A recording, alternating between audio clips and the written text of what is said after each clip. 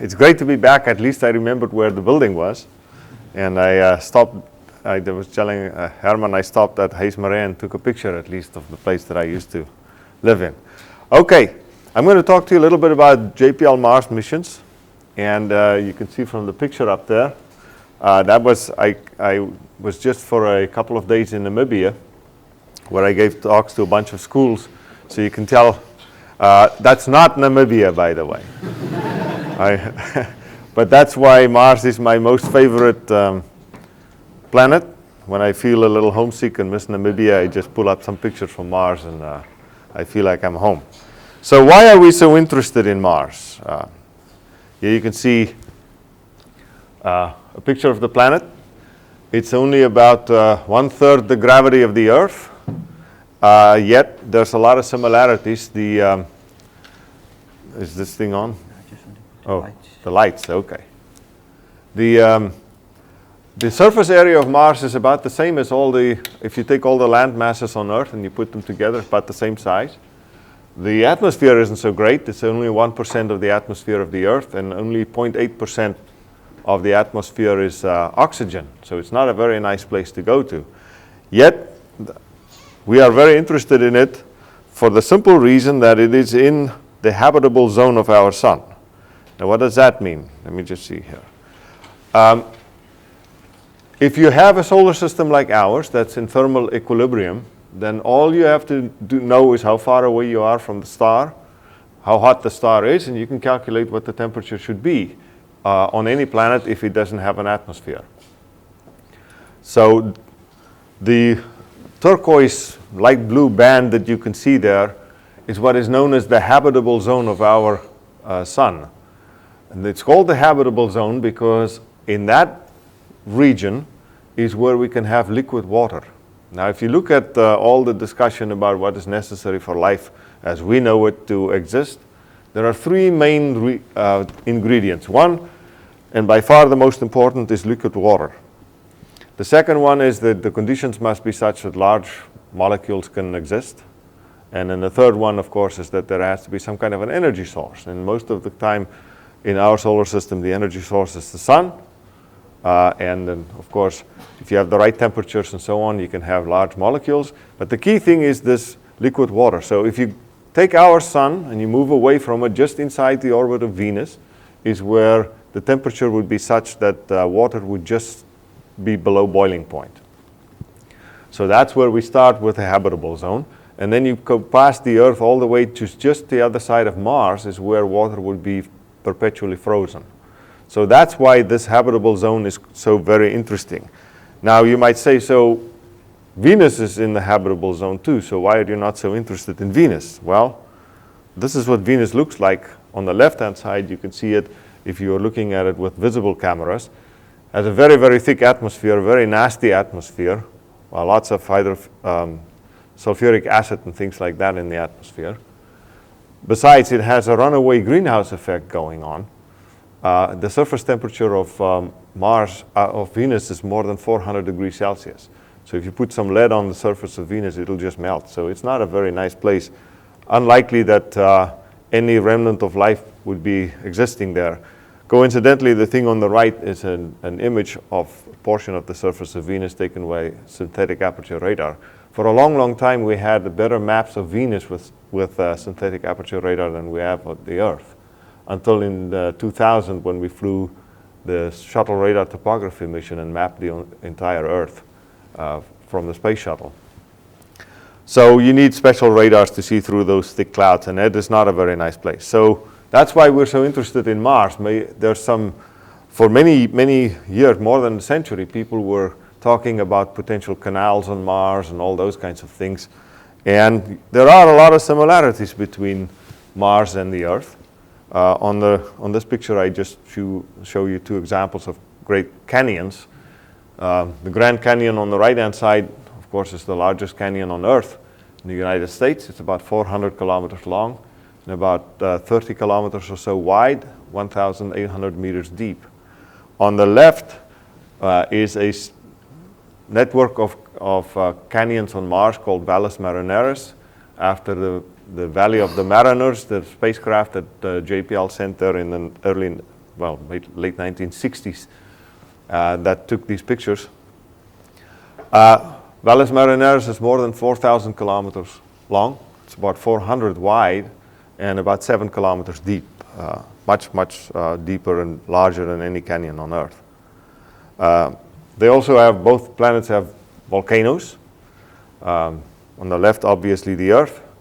On the right-hand side, your right-hand side is the Olympus Mons.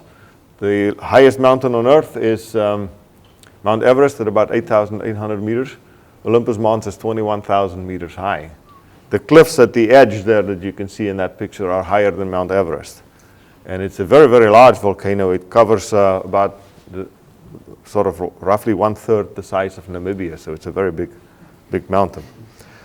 But believe it or not, after all of that talk of canyons and canals and tons of water and things like that, we had no scientific proof that there was actually ever water on Mars. So in 2004, NASA sent these rovers, 2 of these little guys. See, they're not very big.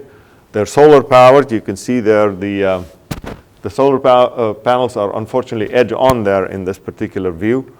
Their job was to simply go there and see if they could find any scientific evidence that there was ever water on Mars. Our orbiting satellites showed with the spectrometers that there are potential of finding minerals called hematite, which is an oxide of iron, and that normally here on Earth, geologists will tell you form in water. So we picked 2 places at the time. This is the first time for a very long time that we landed on Mars, so we wanted to make sure we have enough redundancy potentially. We went to 2 different places with these 2 little rovers. They launched about a couple of weeks apart, arrived on Mars in January of 2004. And as I said, their job was to see if we could find any evidence of such life. Now, I'm going to show you how we landed there. There's just a cruise stage separating there, and everything is tucked inside the heat shield that you can see there in the capsule. We go through the atmosphere first. The atmosphere slows us down, and then we open a big parachute because you run out of time to land softly. The parachute slows us down further, and then eventually we got close to the surface, and in this particular case, we lowered the rover. It was tucked inside that whole thing on a long cable, and then when we got very close to the surface, the radar locked onto the surface, and then we inflated some big balls of airbags around the rover, and it bounced about 10 stories high, bounced about 20 times or so, and eventually came to rest after a little while. It was quite an exciting time for us. You can see people cheering when it was bouncing, but then we didn't get the signal for another 15 minutes. And we realized that bouncing is not what we went there for. And you can see, after all that, we deflated all of those bags, and then the next day, the rover righted itself like that. And then the airbags opened up like that. Now the rover was all tucked up inside. I think if I remember correctly, we only opened the solar panels on the first day, and then made sure everything was fine, lifted the mast up and the communication antennas. You can see the solar panels opening up there. And the mast will come up, and the direct-to-earth antenna in the back there there's a direct-to-earth antenna there that opened up, and then we went to sleep after we knew everything was fine. And then the very next day, we had to come up and, whoops, there it goes to sleep. By the way, this whole animation was put together by a graduate student at Cornell University. You'll see as we go forward, even the animations got a little more sophisticated. The next day, the rover got up and unfolded its wheels like that, and then finally drove off deflated a little bit further and drove off. So that's how we landed in 2004. And if you've ever wondered what the Earth looked like from Mars, not very special, unfortunately. I always tell people, just imagine all the people you know are on on that little dot, all the people you don't know, all the people you like, all the people you don't like, we're all on that little spot over there. Now, as I mentioned, these rovers were solar powered, and our requirement from NASA was that they should operate for at least 90 Martian days, which is just a little bit more than 90 Earth days. And the main reason was we thought that the dust on Mars would eventually cover up the solar panels and we wouldn't be able to get enough power anymore to operate. But fortunately, every day these dust devil winds come by, and you can actually see how the power drops with time. And in late afternoons, typically around 2 or 3 in the afternoon, the winds pick up, and one of these little dust devils will come by and blow the wind off the solar panels. And as a result, one of those little solar power vehicles still run on Mars today. After all, I think it's over 5,000 days now. Of course, when I tell my students at Caltech this, they always point out that it's a massive failure of design if you had the requirement for 90 days and it lasts for 5,000, which they are, of course, correct. What can I say?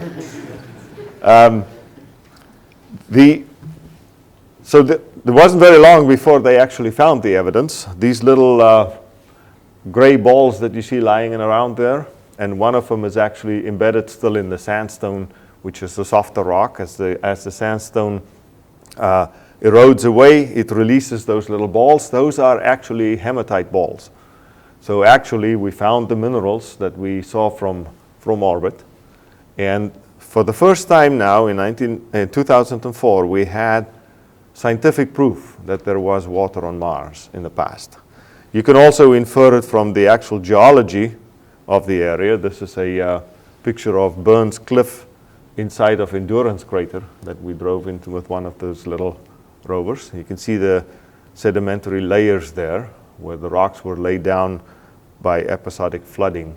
And so clearly, both the geology and the mineralogy supports that there must have been water in the past on Mars. So then the next logical question, of course, was, okay, so there was water on Mars at one point in time. It's in the habitable zone. Could it have supported life? So in 2011, we launched a much larger rover, this time called Curiosity, to Mars. You can see this is substantially bigger than the ones we launched in 2004. It's nuclear powered, so we don't have solar panels on this anymore. And it is basically a roving chemistry lab. It has all kinds of ports on the top that you can actually pour stuff in. It has a robotic arm with which we can drill holes, and I'll show you some examples of that in a little bit. It's much larger. It's you can see there based on the size, those are regular sized Californians. So they're about 1.8 meters tall for the mast on this one. It weighs about 1 ton. It's about the same size as a Mini Cooper car if you park it next to it. So it's a fairly large vehicle. You can also see here by the size of the heat shield in the front there. That will, of course, protect us just like we did in 2004 as we go through the atmosphere. Now this time we couldn't use those airbags again because we figured out by the time you take airbags big enough to be able to support 1 ton, the previous ones were less than 300 kilos. So by the time you make the airbags big enough, we could take either the airbags or the rovers. We couldn't take both of them. So we had to come up with a new way of landing. And so this is how we landed in August of 2012. Start out the same way, go in through the atmosphere, heats up to about 2,000 degrees Celsius in the front there. You can see the animation's a little bit more fancy this time. Open up the big parachute again, just like before, but instead of having that thing coming out on a long cable, this time we just popped the whole thing out and flew it down to the surface with rockets and then hovered above the surface like that and lowered it on cables. And then you can see these guys didn't even work on it, and look at how nervous they are. And then we landed, and as soon as we had weight on the wheels, we cut the cables off, and that descent stage just flew away and crashed. We don't care where, as long as it's not on top of the rover. So this time we were supposed to go look if the conditions ever were such that life could have existed then on Mars. So from our orbital satellites again, that area on the right, the upper right, that lighter colored area, there was an indication that those that area contains a lot of clay minerals. Now, clay obviously forms in water, so that was an interesting place for us to drive to. Now, if you look at the two arrows, first of all, you can see on the extreme left-hand side of the picture, you see the two blue spots. That's what where the rockets blew away the dust as we were coming down to land. So that was the landing site. And if you look carefully, you can see the tracks of the rover as we were driving towards the lighter colored area. And the second arrow, on the right, that little bright dot is actually the rover parked there, where we were going to look for the clay minerals. And if you look at what the area looks like, it looks like this. This is pretty much like any desert area that you can find on Earth. Looks like mud that dried over time.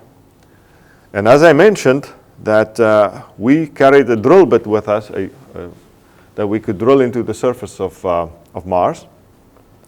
Now, some theories predicted that this reddish color, Mars is not called the red planet for nothing, it is actually a reddish color, that this, what they call oxidation layer, would extend about 1 meter or so into the surface.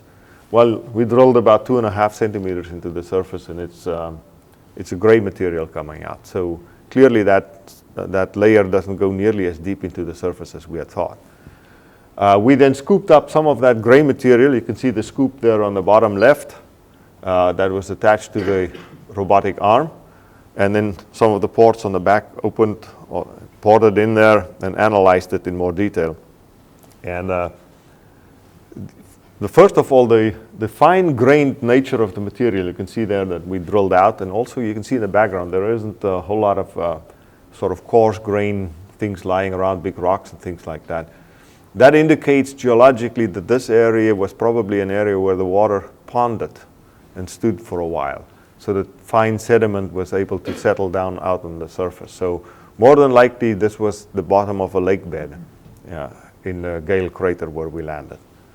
The second thing is all the minerals required to sustain microbial life are present in these rocks. Things like carbon, nitrogen, sulfur, phosphate, and so on are all present in those rocks.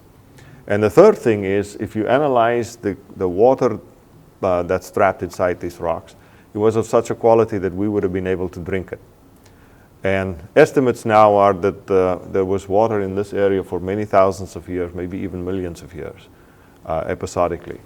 So the short answer is, in this part of Mars, at least in Gale crater, the conditions were clearly such that life could have existed there. Now, we have not found any evidence of life. Let me make that very clear, despite all the emails that I get from people spotting lizards in our pictures and things like that. And I often explain that, where I come from in Namibia, at least when a lizard runs across the desert, they leave tracks behind. So the fact that there are no tracks is probably a good indication that it's not a lizard. But anyway, we have not found any evidence of life. Our instruments on Curiosity are not designed for that purpose either. So for that, we have to go to the next mission. But before, I got to show you a little bit, since I was born in Namibia. Namibia is well represented on Mars. This dune is called the Namib Dune. And there are places like Gobabeb and Naukloof Plateau and things like that on Mars as well. So I can promise you I have nothing to do with this. Those names were picked by the science team on Mars. It happens that one of the people that's on the science team does a lot of geologic field work in Namibia. So I think that's where all the names came from. So right now we're just continuing up the mountain. There's this 5,000 meter high mountain in Gale crater. The sedimentary rocks, obviously the oldest ones are in the bottom, the younger ones as you go up the mountain. So we're continuing our drive up the mountain, continuing to drill and look at how conditions may have changed over time as we go up the mountain on Mars. So what would be the next step then, for now that we know that the conditions were such that life could have existed there? Well, the obvious next thing is to go back there and look for signs of past life. So in Mars 2020, is the project that we will send there, cleverly named 2020 because that's when it's going to launch to Mars. The way that we work with these Mars missions, we start out calling them something. For example, Spirit and Opportunity were called the Mars Exploration Rovers, MER for short. And Curiosity was called Mars Science Laboratory for a while. NASA then has a competition where school children across the globe write essays about what should we name this thing, and then the best essay is chosen, and that name is assigned to the mission. So stay tuned. This mission will have a different name by the time we get to Mars. But the objectives in this case, in 2020, the rover will look basically the same as Curiosity. It's almost just a clone of what we did for Curiosity. The instruments are very different, however, because we have different objectives this time. First of all, we're going to look for habitability, identify past environments that are capable of microbial life. This time we're picking places like one place, for example, appears to be an ancient hot springs area.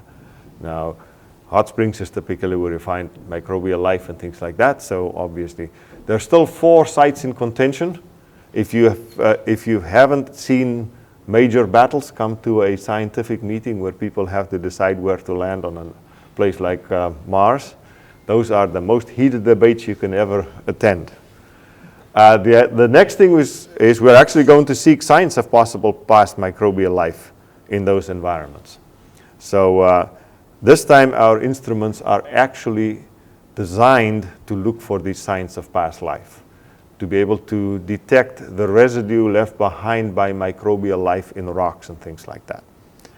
And then the third objective in this case is we are actually going to collect samples, put them in tubes and leave them on the surface of Mars so that a future mission could go there and pick them up and bring them back to the Earth. And then finally, we're going to take the first step to prepare for taking humans to Mars, and we're going to actually make oxygen out of the Martian atmosphere. And I'll tell you a little bit more about that in a second. So a bunch of instruments on this one. The rover, as I said, basically looks the same as before, same arm and things like that. And you can see that many of the instruments come from foreign nations. That's very common for us at many of our missions. We have a lot of foreign collaboration. Couple of fun things. I didn't show you pictures, but Curiosity, as it was driving on Mars, it has aluminum wheels. And there were some places where we were driving over some rocks that actually were able to pierce through the wheels. So we are driving with big punctures in our wheels over there.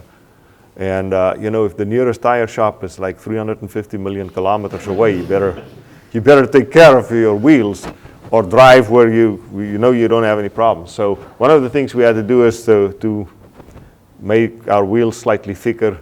Now we have much better idea of how to identify, let me call it hostile terrain, and not drive over it. We also have new tracks to allow us to go up steeper terrain than we did with Curiosity. And the first time also we will take a microphone to Mars. Believe it or not, we don't know what it sounds like on Mars after all of these times we've landed there and things like that. It will be kind of fun to hear how the wind blows and maybe hear the sound of the wheels as we're driving across the surface on Mars. As I mentioned, we're going to collect some of these rocks, and those rocks will be actually we'll drill cores out of rocks and then put them in tubes, seal the tubes up, and leave them on the surface. And in a future mission, we will go there and pick them up and bring them back to the Earth. And then we'll make oxygen out of the air. Basically, use the carbon dioxide, which is 98% of the composition of Martian atmosphere, and split it apart and create oxygen and carbon monoxide out of it. And so we are building that instrument at JPL. It is so far exceeding our expectations in at least in the lab. So we'll see when we get to Mars. If this technology holds, then eventually we'd be able to generate the oxygen that the astronauts will need to live off. We're also going to land a little bit more fancy this time. We'll take maps with us of Mars, compare our descent images that we will be taking as we're coming down, and if need be, we will fly sideways to go find the right place to land and land closer to where we want to be, because driving is still fairly slow. We don't drive kicking up dust. We drive like 50 to 100 meters a day. So that's not that fast. And so if you can cut out a bunch of driving, you can save a lot of time on doing science. Now, another interesting experiment we're going to do has to do with how do we drive with the rovers. Where often, we get to a place like this, and the question is, should we drive across that dune or should we stop? The only way now we can do that and know that is to drive up to the dune, look over the dune with the Mars, with the cameras on the mast, and take pictures on the other side and then analyze them on the ground and decide whether it's fine to drive over it. So it would be nice for us to be able to know what's going on there without having to drive the rover up there. It'll also be nice to go to places that are not accessible by these rovers, cliffs like this, or some of you may have seen in the press recently, this is a cliff that's about the top, roughly 100 meters or so, is exposed water ice. So it'd be great for us to be able to go to these areas and actually go examine this ice in much more detail, but of course you cannot drive a rover up the cliff like that. So what we're going to do in 2020 is we're going to take a little helicopter with us this time. We started this project, I gave people the first money in August of 2013, and everybody told us we were nuts. There's no way you can fly on Mars when the atmosphere is only 1% as dense as that of the Earth. But there's some pretty smart people at JPL that told me this is possible, so I had some trust in them. They first built me some scale models and so on, and every once in a while we would go ask again, and finally NASA gave us some money and said, okay, build us an engineering model so we can see that this thing actually works. On the right-hand side is that engineering model.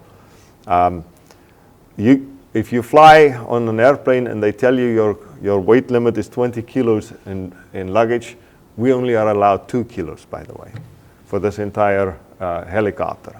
So the blades are graphite blades, carbon graphite blades, very, very light, about 1.5 meters in length, and they spin at over 2,000 to 4,000 RPM. And in the bottom there is the exposed, what is it called? The brains of the helicopter, if you want it. We can't put the cover on it on Earth, it'll overheat. But on Mars, we actually have to, most of our energy is spent keeping the helicopter warm.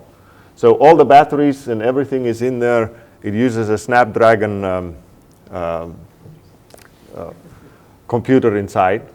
And we are now cleared to take off with the next rover in 2020. So just to show you a quick, here it was flying January of 2018, this year.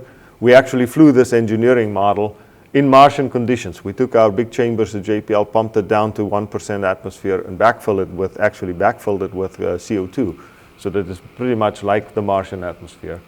And here it's taking off under own computer control. That tether is simply to provide power inside the pumped down chamber, so we don't have to go figure out how to charge the batteries all the time. So it doesn't do anything at the moment. There's some gravity offload to make sure that we fly in 1/3 the gravity of the Earth at the moment. And you'll see it'll translate a little bit and then turn and so on. We don't have to watch the whole thing. The point is that it was actually capable of flying and capable of controlling itself the way it is supposed to be. If you look very carefully, you'll see the blades are slightly tilted now. If this was an infinitely large area, it wouldn't have to do that, but the chambers are small enough and the air is thin enough that it creates enough wind that it has to fight its own wind. That's why it is tilted a little bit like that. So anyway, it worked, and NASA just about 3 weeks ago finally approved us for flight on 2020 rover. So there you see it landing safely on the ground. This particular landing was still just cut the engine off, kind of like 10 centimeters above the surface. We won't fly very long, about 90 seconds per day. It takes about 7 hours to charge the batteries. And as I said, most of the battery power, or a lot of the battery power, is used during the night to keep the helicopter warm enough. So we don't have a whole lot of power to fly, but we will fly at least 5 flights. At the moment, we have approval to fly 5 times. The first one probably will just be taking off and landing again, just so we all feel comfortable about it. Take data from the images from the helicopter. It carries a cell phone camera on it. and we'll take pictures and then download them through the rover. So eventually we would be able to do missions where you can go down those cliffs and things like that, maybe even put a little sampling arm on the bottom of helicopters like this for the future. The other things we're working on at JPL, even a little bit further in the future, is to be able to go explore caves and things like that on Mars and on the moon. You see here a little gecko rover climbing up a rock like that. Pretty much the feet work very similar to the way that geckos on the Earth work, and you can see it can climb upside down even on the right kinds of rocks. So that's the story on the science missions. I just on the life-finding sort of missions on Mars. But you may have heard recently that on the 5th of May, we also launched another mission to Mars called the InSight mission. Now, InSight's a little bit different than the other ones. InSight is trying to find out what does the interior of Mars look like. We don't know at this point in time exactly how planets form. We know that initially, the planets start by accreting meteoritic material out of what is called the debris disk that's left over if a star forms. Then as it grows, the interior starts heating up because of gravitational friction and also from radioactive material like aluminum-26 and things like that. And then some stuff happens. We don't know what. And eventually you end up with a place like the Earth that has a crust and a mantle and a liquid core. So the big question was, can we go look at some other planet? Theory says that if the planet is too small, then eventually, because it radiates heat into cold space, it would eventually cool down to the point where the core inside will freeze and it will solidify. We don't know whether that's the case with Mars. So the InSight mission was selected to go to Mars and see what the inside of Mars looks like. So here's the day before the launch. You can see the rocket in the back there. All of that big thing is only to launch that little pointy end at the top, which contains the InSight mission. And we launched at 4:05 in the morning on the 5th of May, California time, from Vandenberg. It was the first time we launched from the west coast of the United States. And the main reason is we had such a big rocket. We had far more energy than we needed to be able to get to escape velocity even from the west coast of the United States, launching south. And we went south and made a sort of a left turn over the South Pole and then went out to Mars. We didn't see a thing. These pictures were taken, the long, nice trail that you can see there was taken from Pasadena. We were up at Vandenberg, and it's always foggy up there. Herman and those guys, I think, did you come out of that thing for sunset? Those guys were sitting up there forever trying to figure out when to launch because the winds are too high. You can't see, all kinds of stuff. We were very lucky. They couldn't see a thing, but they said since everything else was green, you can launch. And we launched right on the 2nd at 4:05 in the morning. I don't have to see it. As long as I know it's on its way, I'm happy. So the first phase, obviously, for us is launch and cruise phase. In this case, we just fly to Mars and take off from Vandenberg, as I said. We were injected extremely accurately, actually, into our orbit to Mars, to the point where we probably don't even need we didn't need our first trajectory correction maneuver, which was that TCM that you saw there. You can see how we will fly out. We'll make another one in a while, and then we'll make a bunch of them as we get very close to Mars, just to make sure we're exactly right on track and at the right speed and altitude and all those kinds of things when we enter the atmosphere on Mars. As I said, that TCM-1 was not even needed, but we did it just as a dress rehearsal, so we know that everything works fine. Spacecraft is doing extremely well. And on 26th of November at 6:30 p.m. your time, we will land on Mars. You can see where we're going to land. These are all the US landers that have been successful on the surface of Mars. The Vikings Vikings landed when I was still a student here in 1978. Pathfinder landed in 1997, was a rover about this big, just to show that we can know how to drive. It also pioneered that airbag landing system, and you see Spirit and Opportunity that got there in 2004. Phoenix was a stationary lander, very similar to InSight. that landed in 2007 near the poles. So we're going to land pretty much the same as we did with the big rover, except we don't have that cable business because we're not as big as that rover. This is a much smaller lander, so we'll come down, use the same parachute stuff like that again, drop off the heat shield, and you'll see the little legs pop out because this is a lander. It's just going to be stationary on the surface of Mars. The legs will come out, and we'll just fly down with our rockets. Our rockets are just built in as part of the entire lander package. Just fly down and then sit quietly on the surface. The reason we're landing close to the equator is because we want adequate sunlight. This is again a solar-powered mission. Solar arrays open up on the side and two large circular arrays, and we'll be sitting on the surface there. Now the interesting thing is this time when we land, on all of our previous landings, we always had our orbiting satellites in the right place to be able to send the telemetry real time back to JPL. Real time meaning, as it happens, we get the signal 14 minutes later, but nevertheless, we just have what we call a bent pipe of the telemetry coming straight to JPL. This time we don't have that, unfortunately. So what we did is we built two little CubeSats. Herman mentioned you guys are doing small sats, and I've been envious of that for a long time. So anyway, the plan here, this is just an introduction saying that's what the InSight mission is all about. But with InSight, we launched two little CubeSats, as I said. They were on the business end of the rocket there in the bottom there. After InSight was released, you will see then a little while later, the first CubeSat was popped out, Marco A, stands for Mars CubeSat 1. And then after a 180-degree turn, Marco B was released. And then they opened up their solar arrays and their communication antennas. And now they are slowly drifting towards Mars, about a couple of thousand kilometers behind InSight was the original plan. Their job is to relay that communications bent pipe at 8 kilobits per second from Mars. While we're landing, that's enough for us to be able to tell exactly what is happening, if every piece of the puzzle is happening as it should. And you can see what it looks like, solar panels and so on. Here is a close-up picture of it.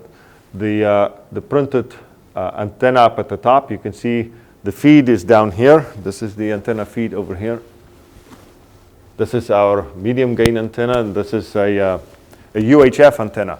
The lander will send UHF signals to the CubeSats, and then we'll use the antenna up at the top at X-band to communicate back to the Earth. You can see the solar panels there as well. Now they are doing well. Marco A, it's interesting, Marco B was finished first. InSight was supposed to launch in 2016. And I will tell you about the instruments in a little bit. But one of the instruments wasn't ready, so they postponed to 2018. And in the rush to get them done, we had done Marco B first and glued a bunch of stuff down inside the spacecraft. And after we did all of that, we realized that there were some issues with the valves in our propulsion system. We have to do trajectory correction maneuvers, so we actually have a tank, a 3D printed tank full of gas and things like that. The gas, by the way, is the same thing that's in the fire extinguishers.